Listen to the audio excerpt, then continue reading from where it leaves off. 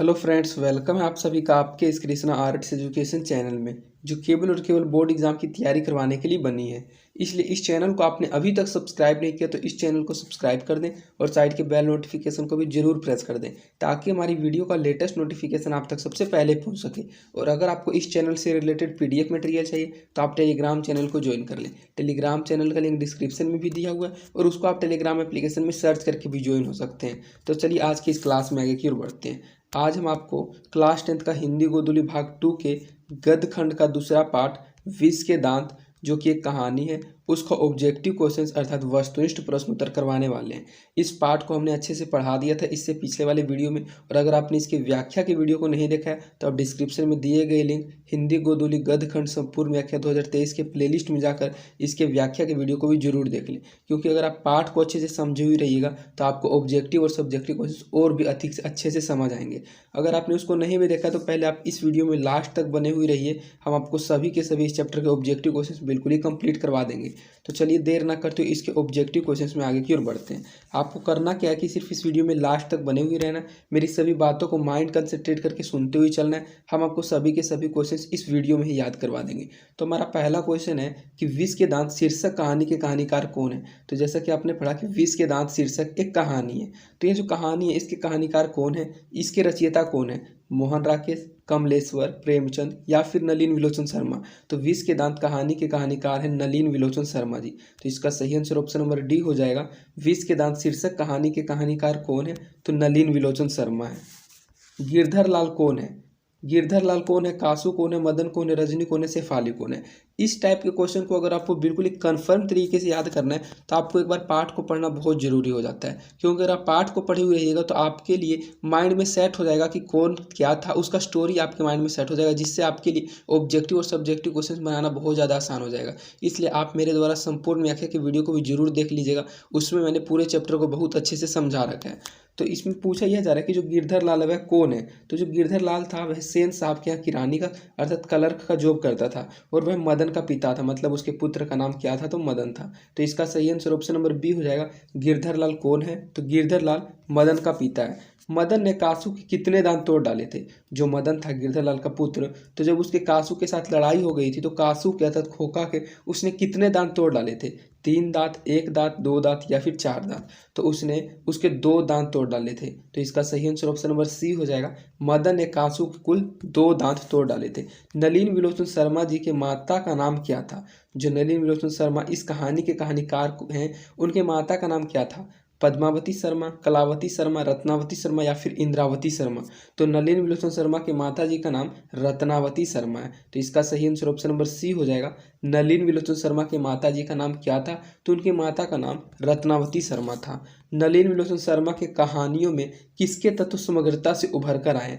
जो नलिन विलोचन शर्मा की कहानियां होती है उन कहानियों में ऐसा कौन सा तत्व है जो समग्रता से उभर कर आया, राजनीतिकता का, मनोवैज्ञानिकता का, सामाजिकता का या फिर इनमें से सभी। तो नलिन विलोचन शर्मा की कहानियों में जो मनोवैज्ञानिकता है इसका तत्व बहुत ही समग्रता से उभर कर ऊपर आता है। तो इसका सही आंसर ऑप्शन नंबर बी हो जाएगा, मनोवैज्ञानिकता का तत्व। मोटर कार को किससे खतरा हो सकता था। आपको हमने बताया था कि उस पाठ में एक मोटर कार थी सेन साहब की, जिसका नाम था स्ट्रीमल इंड। वह काले कलर की थी और 7,500 की थी। तो क्वेश्चन ये है कि जो उसका मोटर कार था उसको खतरा किससे हो सकता था, ड्राइवर से, मदन से, खोखा से या फिर इंजीनियर से। तो उसकी बेटियां तो पांचों की पांचों कठपुतलियां जैसी थी, उनसे तो उसको मोटर कार को कोई खतरा नहीं हो सकता था। मोटर कार को अगर खतरा हो सकता था तो सिर्फ और सिर्फ खोखा से हो सकता था। तो इसका सही आंसर ऑप्शन नंबर सी हो जाएगा।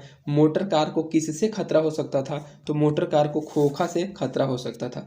खोखा खोखी किस भाषा का शब्द है। जैसे कि आप बहुत बार कंफ्यूज हो जाते होंगे कि खोखा कौन है, कासू कौन है। तो कासू को ही खोखा कहा जाता है, क्योंकि जो खोखा है बच्चा को कहा जाता है, लड़का को कहा जाता है। ये एक किस भाषा का शब्द है वही आप इसमें समझ लीजिएगा, तमिल का, भोजपुरी का, बांग्ला का या फिर हिंदी का। तो खोखा खोखी जो शब्द है ये एक बांग्ला भाषा का शब्द है।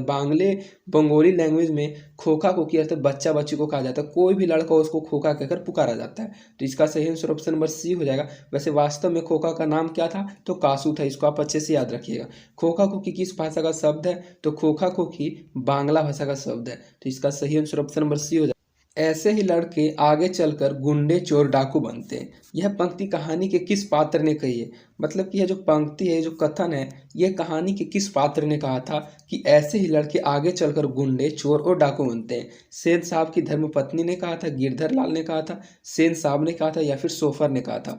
तो मदन के बारे में गिरधर लाल को सेन साहब ये बातें कह रहे थे कि ऐसे ही लड़के आगे चलकर गुंडे चोर और डाकू बनते हैं। तो इसका सही आंसर ऑप्शन नंबर सी हो जाएगा। इस पंक्ति को कहानी में सेन साहब ने कहा है। खोखा खोखी का अर्थ है, तो जैसा कि आपने इससे पहले वाले क्वेश्चन में पढ़ लिया कि खोखा खोखी बांग्ला भाषा का शब्द है। तो यह जो शब्द है इसका अर्थ क्या होता है? बच्चा बच्ची, बाबा दादा, भाई बहन या फिर चाचा चाची। तो जस्ट पहले ही हमने आपको बताया कि खोखा खोखी का अर्थ होता है लड़का लड़की अर्थात बच्चा बच्ची। तो इसका सही आंसर ऑप्शन नंबर ए हो जाएगा। खोखा खोखी का अर्थ क्या होता है? तो खोखा खोखी का अर्थ होता है बच्चा बच्ची। और यह किस भाषा का शब्द है? तो खोखा खोखी एक बांग्ला भाषा का शब्द है। खोखा का नाम क्या था? देखिए, जैसा कि हमने आपको बताया था कि जो खोखा है वह लड़का को कहा जा रहा है, तो उस लड़के का नाम क्या था?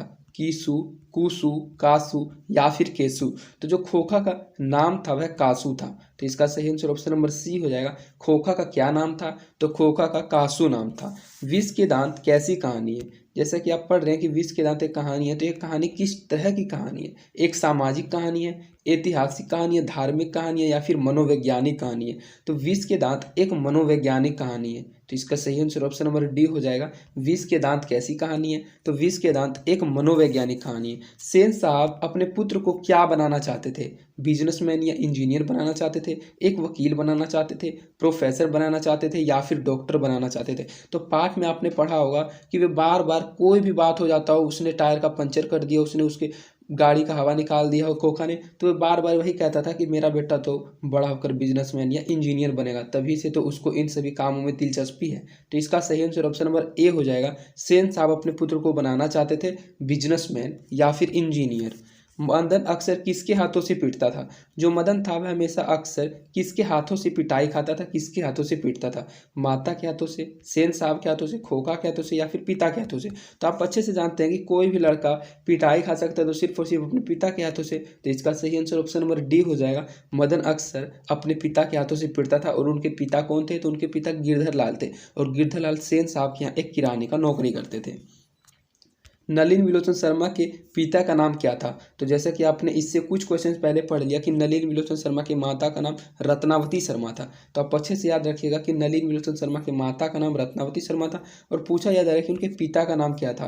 पंडित रामावतार शर्मा, पंडित कृष्णावतार शर्मा, पंडित मृत्युंजय शर्मा या फिर पंडित दशावतार शर्मा? तो जो नलिन विलोचन शर्मा के पिता का नाम था वह था पंडित रामावतार शर्मा।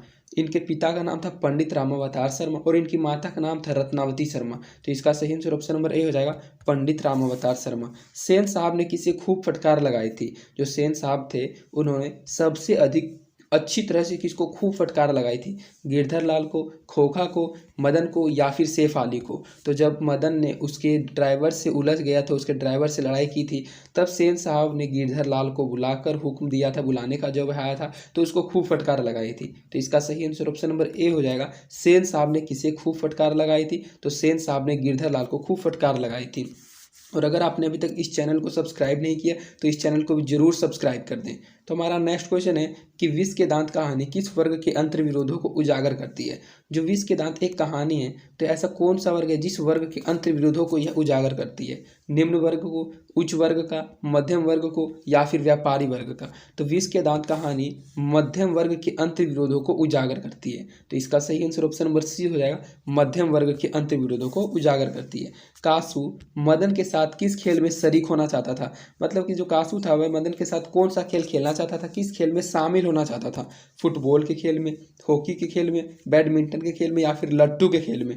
तो जो कासु था वह मदन के साथ लट्टू के खेल में शरीक होना चाहता था, मतलब कि लट्टू के खेल में उसके साथ शामिल होना चाहता था। तो इसका सही आंसर ऑप्शन नंबर डी हो जाएगा, लट्टू के खेल में।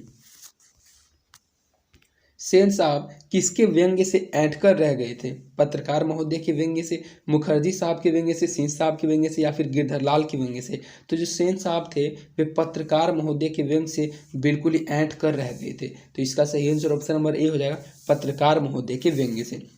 मदन की उम्र क्या थी? जो मदन था उसकी उम्र क्या थी? 5 से 6 साल, 7-8 साल, 3-4 साल या फिर 9-10 साल। तो मदन की उम्र 5 से 6 साल थी। तो इसका सही आंसर ऑप्शन नंबर ए हो जाएगा। मदन की उम्र क्या थी? तो मदन की उम्र 5-6 से साल थी। जो मदन था वह किसका पुत्र था? सेन साहब का, गिरधरलाल का, सोफर का या फिर सिंह साहब का? तो हमने आपको बताया कि जो मदन था वह गिरधर का पुत्र था और जो खोखा था वह सेन साहब का पुत्र था। जो गिरधर था वह सेन साहब के यहाँ किरानी का नौकरी करता था। तो इन सभी बातों को आप अच्छे से याद रखिएगा। तो मदन किसका पुत्र था? तो मदन गिरधर लाल का पुत्र था। तो इसका सही आंसर ऑप्शन नंबर बी हो जाएगा, गिरधर लाल का। नलिन विलोचन शर्मा पटना विश्वविद्यालय के हिंदी विभाग में जो अध्यक्ष बने थे वे कब बने थे? सन 1958 ईस्वी में, 57 ईस्वी में, 63 ईस्वी में या फिर 1959 ईस्वी में? तो नलिन विलोचन शर्मा पटना विश्वविद्यालय के हिंदी विभाग के अध्यक्ष सन 1959 ईस्वी में बने थे और वे अपनी मृत्यु उपरांत तक उस पद पर बने रहे थे। उनकी मृत्यु हुई थी 12 सितंबर 1961 ईस्वी को। इस क्वेश्चन को भी आप अच्छे से याद रखिएगा, आगे वो क्वेश्चन भी आएगा। तो नलिन विलोचन शर्मा पटना विश्वविद्यालय के हिंदी विभाग के अध्यक्ष कब बने थे? तो वे हिंदी विभाग के अध्यक्ष पटना विश्वविद्यालय में सन 1959 ईस्वी में बने थे। नलिन विलोचन शर्मा जी थे, उनका जन्म कब हुआ था? 14 जनवरी 1915, 18 फरवरी 1916, 22 मार्च 1917 या फिर 24 अप्रैल 1918 ईस्वी को? तो नलिन विलोचन शर्मा जो बने थे अध्यक्ष वे तो 1959 ईस्वी में बने थे, लेकिन इनका जो जन्म हुआ था वह 18 फरवरी 1916 ईस्वी को हुआ था। तो इसका सही आंसर ऑप्शन नंबर बी हो जाएगा। नलिन विलोचन शर्मा जी का जन्म कब हुआ था? तो 18 फरवरी 1916 ईस्वी को हुआ था। अभी हम आपके इसके मृत्यु के बारे में बता रहे थे, तो इसका मृत्यु वाला भी क्वेश्चन आ गया कि नलिन विलोचन शर्मा की मृत्यु कब हुई थी, इनका निधन कब हुआ था? तो इनका निधन हुआ था 12 सितंबर 1961 ईस्वी को। ये सभी ऑप्शंस गलत हो जाएंगे। तो इसका सही आंसर ऑप्शन नंबर ए हो जाएगा। नलिन विलोचन शर्मा की मृत्यु कब हुई थी? तो नलिन विलोचन शर्मा की मृत्यु 12 सितंबर 1961 ईस्वी को हुई थी। इनका जन्म हुआ था 18 फरवरी 1916 ईस्वी को। इनकी माता का नाम था रत्नावती शर्मा, इनके पिता का नाम था पंडित रामावतार शर्मा। ये पटना विश्वविद्यालय के जो अध्यक्ष बने थे वे 1959 ईस्वी में बने थे और मृत्यु उपरांत तक उसी पद पर बने रहे थे। नलिन विलोचन शर्मा का जन्म कहाँ हुआ था? तो जैसा कि आपने पढ़ लिया इनका जन्म कब हुआ था, तो 18 फरवरी 1916 ईस्वी को हुआ था।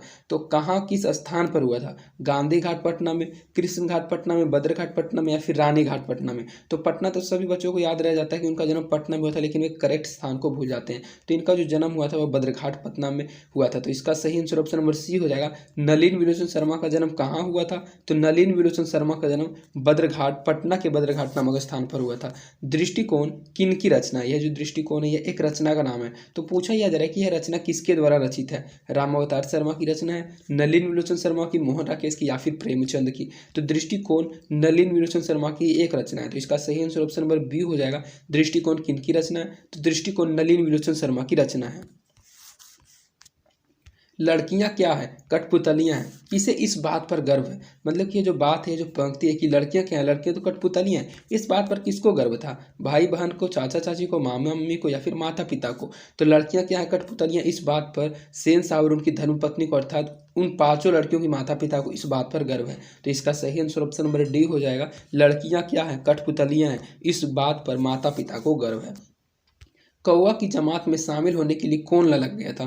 कबूतर, हंस, बत्तख या फिर मछली? तो कौवा के तात्पर्य है यहाँ मदन और उनके दोस्त। तो मदन और उनके दोस्त जब लट्टू खेल रहे थे तो उस लट्टू के खेल में कौन शरीक होना चाहता था? तो आपने अभी पढ़ा कि उस खेल में कासू शरीक होना चाहता था और कासू को यहाँ हंस की उपाधि दी गई है। तो कौवा की जमात में शामिल होने के लिए कौन ललक गया था? तो हंस ललक गया था। तो इसका सही आंसर ऑप्शन नंबर बी हो जाएगा, हंस। किसके अनुसार सेनों ने सिद्धांतों को भी बदल दिया था? बेटियों के अनुसार, खोखा के अनुसार, मदन के अनुसार या फिर गिरधर के अनुसार? तो जो खोखा था, जो उनका बेटा कासू था, उसके अनुसार सेनों ने अपने सिद्धांतों को भी बदल लिया था। तो इसका सही आंसर ऑप्शन नंबर बी हो जाएगा। किसके अनुसार सेनों ने सिद्धांतों को भी बदल लिया था? तो खोखा के अनुसार सेनों ने अपने सिद्धांतों को भी बदल लिया था। सेन साहब की कितनी लड़कियां थी? जो सेन साहब थी उनकी सभी की सभी लड़कियां कठपुतलियां जैसी थी, सभी की सभी लड़कियां सुशील थी। तो पूछा यह जा रहा है कि उनकी कितनी लड़कियां थी? 3, 6, 5 या फिर 4? तो सेन साहब की कुल 5 लड़कियां थी और एक लड़का था। तो इसका सही आंसर ऑप्शन नंबर सी हो जाएगा। सेन साहब की कितनी लड़कियां थी? तो सेन साहब की 5 लड़कियां थी। सोफर शब्द का अर्थ है। तो जैसा कि हमने आपको पाठ में पढ़ाया था कि जो सोफर शब्द है इसका अर्थ क्या होता है, सभ्यता, संबंध, निर्ममता या फिर ड्राइवर। तो बांग्ला भाषा में सोफर ड्राइवर को कहा जाता है। तो सोफर शब्द का अर्थ क्या हो जाएगा, तो ड्राइवर हो जाएगा। खोखा खोखी शब्द किस भाषा का शब्द है, ये मोस्ट इंपोर्टेंट क्वेश्चन है, तो आप अच्छे से याद रखिएगा। खोखा खोखी शब्द का अर्थ होता है बच्चा बच्ची, और ये एक बांग्ला भाषा का शब्द है। सोफर शब्द भी बांग्ला भाषा का ही एक शब्द है, और सोफर का जो अर्थ होता है वह ड्राइवर होता है। तो इसका सही आंसर ऑप्शन नंबर डी हो जाएगा। सोफर शब्द का अर्थ क्या होता है, तो सोफर शब्द का अर्थ ड्राइवर होता है। तो इस प्रकार आपको इस वीडियो में इस चैप्टर का 30 ऑब्जेक्टिव क्वेश्चंस कंप्लीट करा दिया गया, जो एग्जाम के दृष्टिकोण से मोस्ट इंपॉर्टेंट क्वेश्चंस थे, और आपको सभी के सभी क्वेश्चंस इस क्लास में समझ आ गए होंगे। और अगर आपको ये क्वेश्चन समझ में नहीं आ पाए तो आप एक बार इस पाठ के व्याख्या की वीडियो को जरूर देखिएगा, डिस्क्रिप्शन में उसका लिंक दिया गया है। क्योंकि अगर आप पाठ को अच्छे से पढ़ लीजिएगा तो आपके लिए ऑब्जेक्टिव और सब्जेक्टिव क्वेश्चन बहुत ज़्यादा आसान हो जाएगा।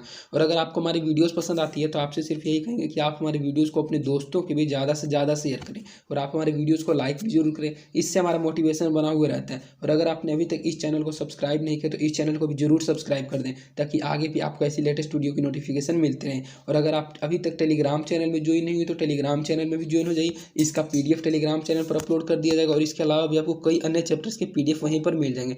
टेलीग्राम में ज्वाइन होने के लिए आप डिस्क्रिप्शन में दिए गए लिंक पर क्लिक करके टेलीग्राम में ज्वाइन हो सकते हैं। तो आज के लिए इतना ही, धन्यवाद। मिलते हैं आपसे किसी अन्य इंपॉर्टेंट वीडियो में।